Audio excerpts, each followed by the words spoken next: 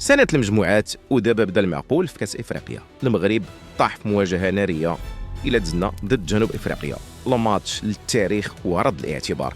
ولكن المشكل ماشي هنا، المشكل في الطريق اللي كتسنى الركراكي النهائي. إلى دزنا البافانا غنتلاقاو الفائز من قمة نارية، يا إما نيجيريا وهجومها فتاك، يا إما الكاميرون اللي ديما معقدانا. باش تدي الكاس خاصك تربح الكبار. في الجهه الاخرى السنغال غادا في طريق لوطوروت ومرتاحه، ومصر اللي تهدبات في المجموعات عندها امتحان صعيب قدام الكونغو. المفاجاه ممكنه، ولكن المنطق يقول السنغال هي المرشح الاول. اجي ندوزو لجهه اخرى، اجي نهضروا بالارقام. شكون احسن، سفيان امرابط ولا نائل العناوي؟ حسب بطوله انسايت، العناوي كتفوق بنسبه التاكل الناجح، وامرابط كيضيع كرات اكثر في المناطق الحساسه مقارنه بنائل. وحتى في الهجوم وصناعه اللعب الارقام صادمه، العناوي كيعطي كيباس وتمريرات قدام اكثر من سفيان. واش هذا الشيء كيعني خصنا نبدلوا الرسم التكتيكي؟ الارقام راه واضحه.